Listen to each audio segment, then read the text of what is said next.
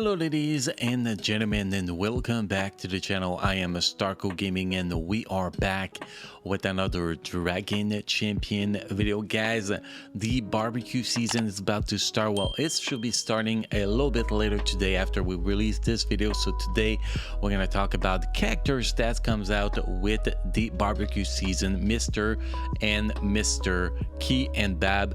So today we're going to be talking about those two fellas, but before we get into that, guys, if you're level 15 or below, make sure to use the promo code STARCO to get a free starter pack. To do so, it is pretty simple, guys. You go in the settings, use the promo code, and you enter the code STARCO, STARKO. You press OK, and you will receive the freebies, and hopefully you guys will enjoy the little gift. So guys, like I said, today we're going to be talking about Keb Bab, guys. So let's jump here with the half big now. If you go with the full half big team, because we're talking about legendary event that shall be coming pretty soon for the half big, the dwarf legendary event and the half big legendary event. So you're going to need the 5 half big or 5 dwarfs to actually do so. So if we talk about a full team of half big, guys, sadly there is no leadership, but this will be the team: Ambu and Lance, Archie and Real, Keb and Bab, Centurion and Bar and Rail. We have a tank with a defender with Centurion, a healer with Ambu and Lance, and 3 DPS in this setup. So even though we do not have a leadership for them, we still have every role cover in this setup. So this is my recommended setup for them so far. If we get new half big that gets released before we actually need them for a legendary event, then we will address the change on that team. So today we're going to be jumping on Keb Bab, guys. I'm going to be taking a look at these guys. I like to say this guy actually, so it's less confusing. But so we're going to be looking at these characters, guys. We're going to take a look at the skills, which skills should actually be level 7, level 6, or don't matter below level 6. Then we're going to be taking a look at the builds you actually need to have on this character. So let's get started with the skills, guys. First, we have the passive ability, Born to Grill. Keb Bab do not take damage from burning, gain 2 stack of burning for 3 turns at the end of the turn. Keb Bab gain 13% damage for each stacks of burning on themselves. If ambulance are in the party, both gain 10% reduction magic damage taken for each stacks of burning on themselves to a maximum of 50%. At the start of the turn, if Keb Bab has 4 stacks or plus or more of burning, gain oink, lose it otherwise. So you can see, guys, well, they're gonna be awesome if you're facing characters that actually apply burn. That will increase their damage a lot and reduce the damage they actually take, and burn actually increase the magic damage you receive, so that magic damage reduction actually counter that fact. And if you actually take a look at the skills here, level 6, level 7, level 5 does not really make a difference. I think that level 4 is really the important skills here. Obviously, if you get it higher, you can see that damage increase for each stacks of burning, which is great, but I don't think it is a game changer. It's going to be a lot of damage extra, but I think that level 4, it's really what's important, you know, for a plus 4% increase for each stack burning. So I will have to say, let's go with the level 5, because level 5 is easy to get. So this ability recommended level will be level 5. If we go with the third skill here, we have Crispy Fry. I want some. Gain the critical damage increase and damage increase for 2 turns, restore 70% of a turn meter. Oink, remove all stack of burning, and for each stack remove, gain a shield equal to 70% of Keb Bab magic damage. So that is a lot of shield here.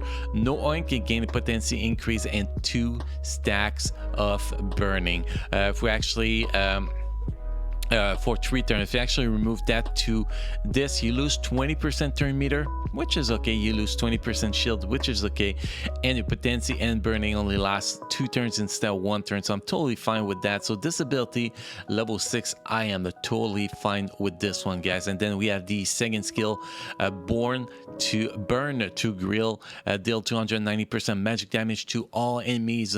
That's level 7. Yeah. Remove all stack of burning from themselves and reduce redistribute. Why I have a real hard time with this word, sorry guys. Them among enemies, starting with enemy with lowest health.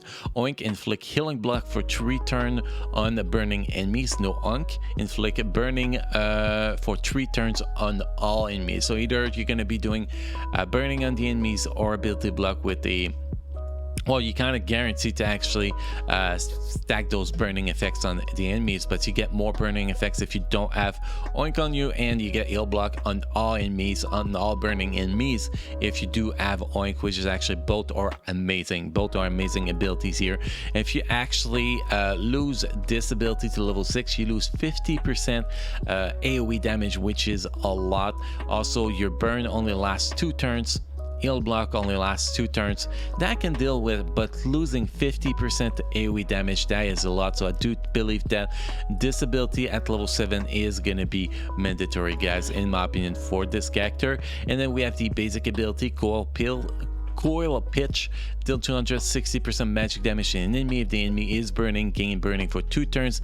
If the enemy is not burning, inflict burning for 2 turns. So basically, if you attack a target that's burning, you get a stack of burning on yourself. If the target is not burning, you apply burning on the target, which is pretty basic. If you actually go to level 6 here, you see you lose the inflict burning for 2 turns if the enemy is not burning. I think that is going to be very, very important, because if you more you have those burning effect, the better your second skill is going to be, because your second skills, when you have oink, you're gonna apply healing block on those burning enemies. So I think that this ability to level 7 is gonna be mandatory. So number 1 ability to have to level 7, burn to grill. Number 2, coil pitch. Number 3, born to grill. And number 4, crispy fried. That will be my recommendation for that. Now, how do you play this guy? Well, you want to use that 3rd skill on cooldown, obviously, because that 3rd skill is amazing. Then you want to use that 2nd skill on cooldown, because it's AoE damage, you know.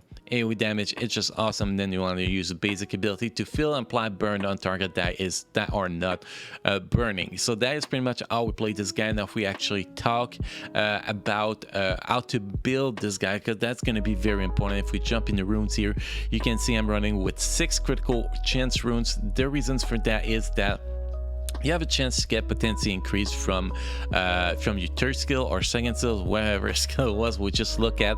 So the potency only need to be at 70% to get 100% potency, because potency increase give 30% increased potency. So you technically just need 70% to get that 100%. So 70% potency is actually quite easy to get just with the primary potency on the top left runes and a little bit of secondary stats as potency.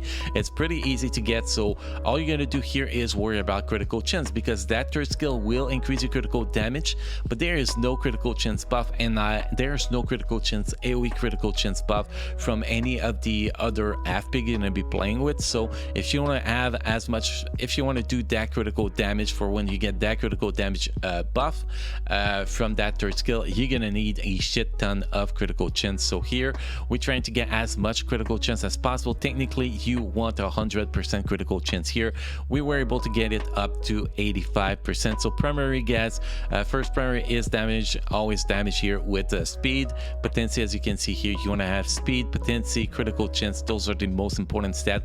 They are all as important as the other on this character. Then the 2nd primary is speed, critical chance, potency here. 3rd primary is going to be I don't care with speed, potency, and critical chance if you can. The bottom primary is going to be critical chance with speed and potency. Bottom left primary, the 4th primary, is going to be shield percentage. Don't go with anything else than shield percentage, guys. That's the most important, especially going to be restoring a lot of shield. And then speed, critical chance if you were missing potency here. And the top left corner runes, the 5th rune, the 6th runes, whatever we're calling them number now. Potency primary with critical chance and speed is what you want. Now, how do you want those stats? I will recommend to get 70% critical chance, 70% potency, and 200 speed. I think that will be the base to actually have on this character. So here you can see we have 206 speed, 70% potency, and we do have 85% critical chance, but that is a big help from the artifact. You can see the artifact here we're running with the 24 percent critical chance. Most people will have most likely a 4-star artifact, so that's going to be 12% critical chance, which will still give you 73% with this similar build, 73% critical chance. So it's actually not that complicated to reach that 70% critical chance potency and that 200 speed. So that's kind of the way to build this guy, and obviously that shield is very useful. You can see his shield is 42,000, which is actually quite useful. Now obviously they do not have a leadership, so it's going to be kind of hard to test them, but we're going to throw them in a team and jump in arena and just make them face something, guys, just for fun. We're going to take a team that's going to be about the same power level, probably going to get destroyed here, but I just want to showcase some gameplay with these half big guys. But yeah, sadly we do not have a leadership. We really want to go with the leadership. We will put Goram and remove one of those half big, but we want to go with all of them, so let's just drop them all in there. 159,000 power versus 170,000 power meta team. We are going to get destroyed, but that's going to be interesting to see what they can actually do. And we did not finish any of them at gear 12. They are all gear 11 with some gear on them, so nothing special, but I just want to showcase this team in action a little bit on the little play to see how they perform. I also kind of want to see what this Keb Bab can actually do. And Keb Bab is the guy in the middle here, where my head is, exactly where my head is, by the way, guys. So let's hit that skill here and let's see how this is gonna go. I think this team is only missing buff immunity, a debuff immunity, to be honest, but that burn is holy shit. Did you see that AoE damage, guys? Wow, this was ridiculous. So I guess that they don't actually need a leadership. They are actually going to be beating a mostly meta team at 170,000 power here. Bunch of gear 12 in the opponent team and no gear 12 in the team we actually have, and it's just annihilating it, guys. So who cares about leadership when you have that kind of power? And we're gonna take a look at the damage of Keb Bab. I'm pretty sure he was the ultimate damage here, and you can see here, 183,000 damage compared to for example Bar and Rel that did 98,000 damage. So that's just showcase how powerful this guy is. And if you actually replace Archie and Ro and actually put Goram in this thing, we can actually try this out. We're gonna try to put Goram lead instead of Archie and Ro, and put the other same, and we're gonna see, you can see here gear 12 all of them here. This is a gear 12 Talon, Ardok, Saboteur, Naya, and Trumgar, and we are running with gear 11 characters. That is crazy. So we're gonna switch that here. We're gonna replace, well, we're gonna take this one out for now, and we're gonna take this one out. We're gonna bring a goblin, which is gonna be my Goram here as a lead, because all half big minions and all half big and half big minions gain 10% tenacity increase for each goblin. That's not much, but 10% critical damage increase for each half big and 5% critical damage increase for each half big minion. So you can see a lot of buff in this team. So next we're gonna pop half big here. We're missing one in this team, which is this one, and we're gonna see, can this team perform as good as the other one, or those the five half big together we're performing better. So we're gonna take a look at that. But honestly, I am shocked on how strong they are together. I am really shocked on what we just seen here, guys. I did not expect that kind of damage. I'm still interested to see what kind of AoE damage we're gonna get here. That was not, well, we one-shot somebody pretty much. That was actually pretty solid. It was not as good AoE damage as the other one, but we still got a one-shot. That was crazy. That was freaking crazy. And bam, this is dead. We'll actually lose somebody, maybe this time. I don't know. That's gonna be interesting. We have my boy about to go again. Boom.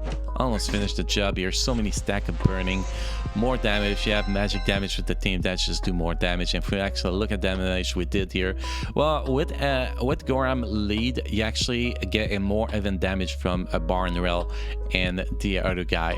So you know, no matter what, this is a pretty awesome team, guys. Actually becoming a meta team here. Well, if you actually bring blind, that's probably going to be the counter for them, to be honest. I think that if you replace for example, you could replace Saboteur. It was the one performing the least with wow, what is his name, Garrett. That will probably counter this team, because when it is time for his AoE attack, it's probably for Keb Bab, it's probably gonna get blinded, although he gets very fast because of 70% turn meter from the third skill, so that might actually not work. But if you can actually get that blind going, you will be able to counter it most likely. So it's a, you know, it's a pretty it's counterable, but it is amazing team, to be honest, guys. In my opinion, I actually become one of the meta team in the arena, but we're probably gonna be able to find a counter for it, guys. So that is pretty much it for Keb Bab today. Definitely Half-Pig on Sick of the leadership, or real leadership. They are going to be one of the strongest faction in the game. You can see Archie and Ro is the one that you can actually put on the side. So once we get access to the leadership here, what is this guy, Wizard, especially does magic damage paired with the burn damage, that's going to be crazy. Once we gain access to that leadership here, for example here at the end of the turn, ally Half-Pig and Half-Pigish for 3, gain Half-Pigish for 3 turns when dealing damage to an enemy with Acorn. Ally Half-Pig and Half-Pig restore their shield by 20% of the damage dealt and 75% to attack. Chance that their attack will not remove Acorn from the target. That is just sexy, because that shield, extra shield, is just going to increase their survivability like crazy. And this guy will have a third skill here. What it does, ally Half-Pig and Half-Pig minions, again, additional gain. Yeah, we're gonna be getting a lot of all pigish here, which is that's actually gonna be very, very interesting to see what's gonna happen. I guess when we get to play this guy, we understand this guy a little bit more, and Half-Pigish, what it really does. So that's gonna be interesting, but I'm pretty sure that is gonna be a hell of a sexy team, those Half-Pig guys. Anyway, guys, enough talking for today, enough showcase for today. Hopefully you guys enjoyed this video, guys. Thank you for being part of my community. I am really excited to get this guy. I'm actually going to be spending all my drachmans on his chest to actually get him to 7-star as possible, to have my full Half-Pig team done as soon as possible, so we can actually start kicking ass with those characters as soon as freaking possible. So guys, thank you for watching. Don't forget to subscribe to the channel and check the bell to get notified when we post a new video, go live with a live stream. Don't forget that we stream every Tuesday, I believe it, yeah, Tuesday and Friday night, 7 p.m. Pacific time, with Dragon Champion, with Dragons giveaway. And also we do have Dragons giveaway on the Discord server. The link is in the description down below. Join us there, talk with us, and enter in the giveaway, guys. So again, guys, thank you for watching, thank you for being part of my community, and I will see you guys again in the next video.